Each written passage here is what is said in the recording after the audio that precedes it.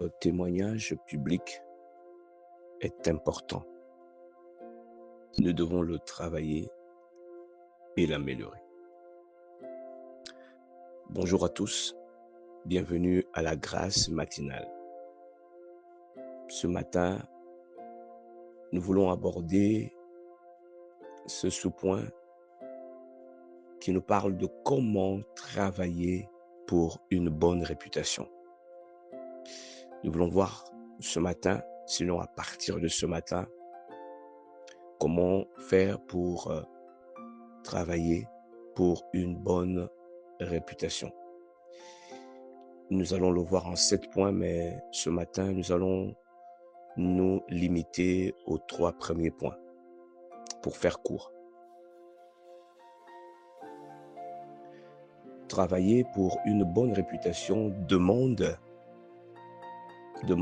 4 choses essentielles. La première chose, ça demande l'intention. La deuxième chose, ça demande la constance. La troisième, cela demande l'humilité. Et enfin, cela demande de l'excellence. Alléluia.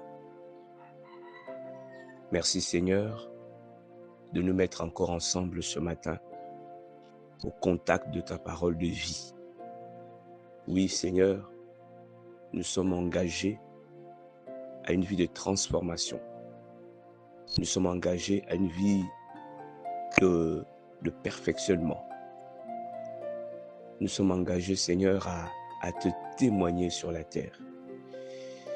Merci pour le Saint-Esprit que tu nous as donné, qui est un esprit d'amélioration pour nous, un esprit de transformation pour nous, un esprit d'excellence pour nous, un esprit de gloire. Je prie, Seigneur, que tous ceux qui m'écoutent, dans le nom de Jésus, Père, soient animés de cet esprit d'excellence, cet esprit de gloire, dans le nom de Jésus. Donc, les 3 premières choses qui nous aident à travailler pour avoir une bonne réputation, les 3 premières choses, je parlais de 7, nous allons voir 3 ce matin. La première chose, ou la première des choses, c'est de cultiver notre intégrité en tout temps. C'est de cultiver notre intégrité, être vrai, être honnête, être fidèle, même quand personne ne nous regarde, même quand personne ne nous voit. Alléluia. Nous devons veiller à ne pas compromettre nos valeurs, les valeurs chrétiennes, les valeurs de justice, de vérité, de sainteté. Alléluia. Et cela nous aidera à garder une bonne réputation ou encore à développer une bonne réputation. Cultiver l'intégrité en tout temps, même lorsque nous sommes seuls, même lorsque personne ne nous voit. C'est une question de choix. Choisir de rester intègre, choisir de rester juste, vrai, honnête et fidèle. Alléluia. Dans les livres de Proverbes, chapitre 20, le verset 7, la Bible dit que le juste marche dans son intégrité. Le juste marche dans son intégrité. L'intégrité devient sa vie. Je prie que l'intégrité devienne ta vie au nom de Jésus. C'est un choix que tu peux faire aujourd'hui. C'est un choix de valeur. C'est un choix de valeur. L'intégrité est un choix de valeur, un choix de dignité et un choix d'honneur. La deuxième chose, c'est s'exercer à l'excellence. S'exercer à l'excellence. S'exercer à l'excellence, cela veut dire être toujours professionnel dans sa façon de travailler, de servir. C'est être appliqué dans son activité.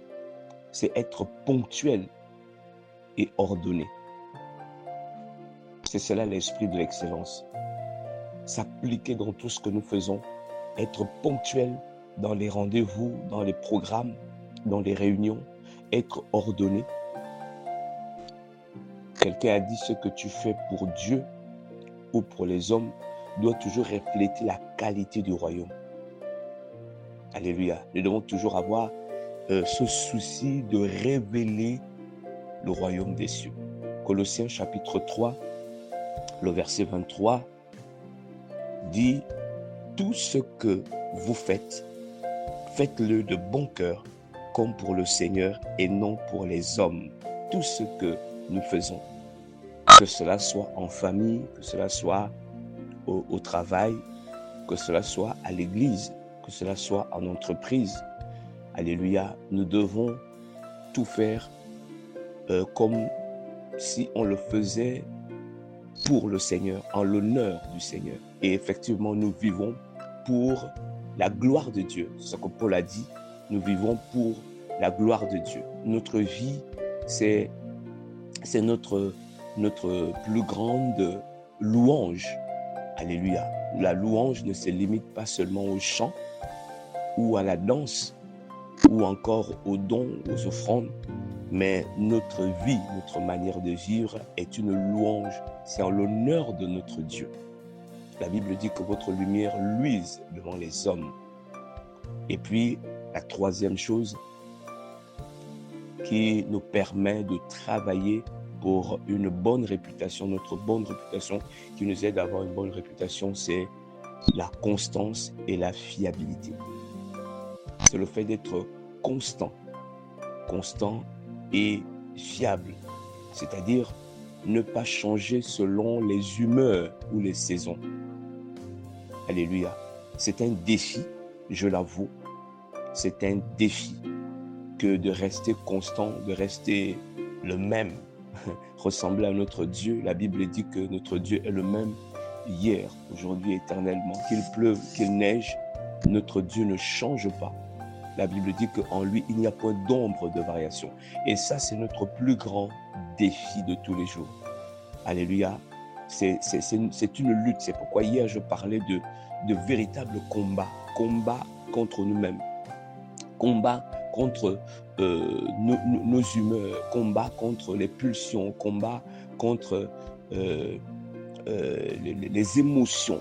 Parce qu'il faut vraiment mener cette lutte contre nos émotions. Parce que nous, toute la journée, nous vivons des émotions, des désirs complètement différents, complètement variés.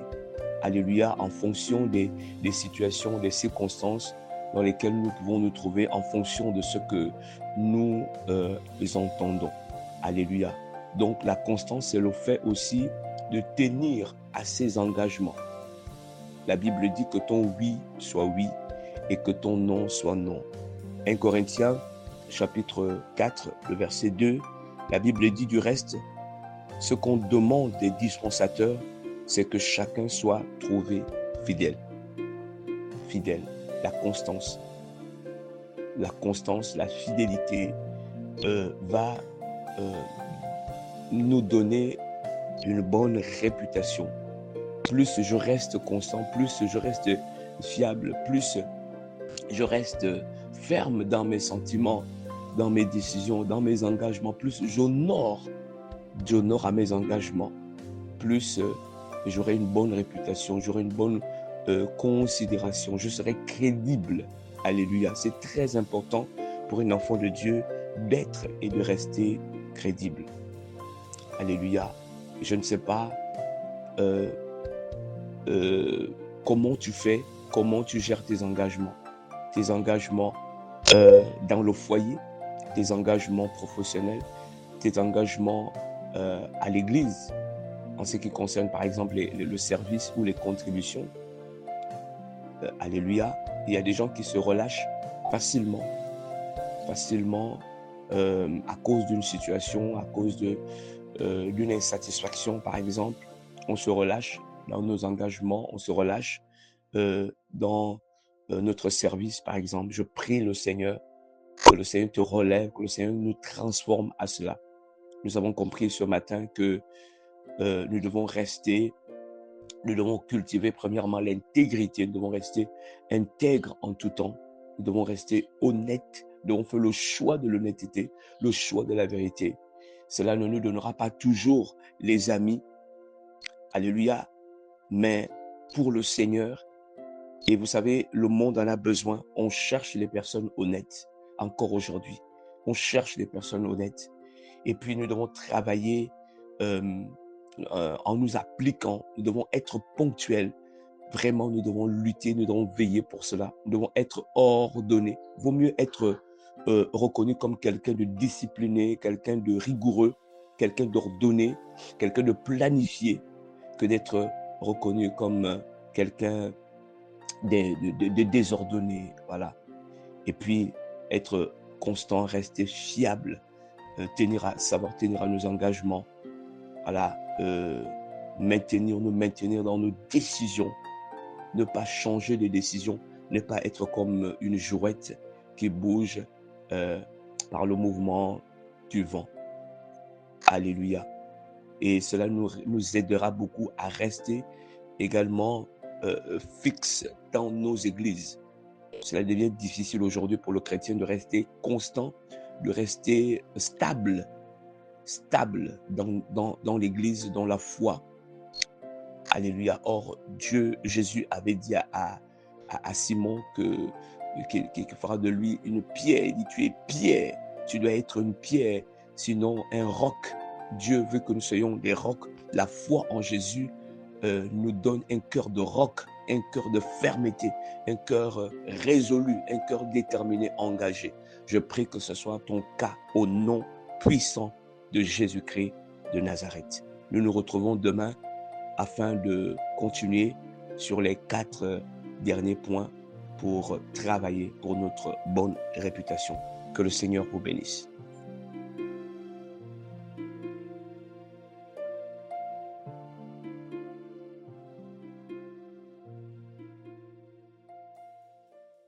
Tu le reconnais, chante avec moi, Saint est le Seigneur.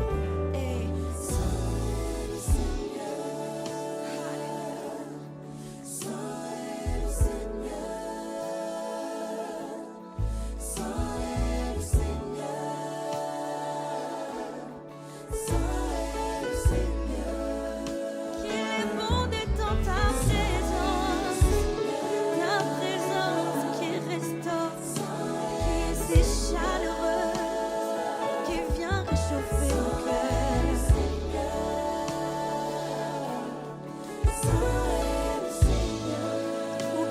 Chante avec nous, Saint est le Seigneur.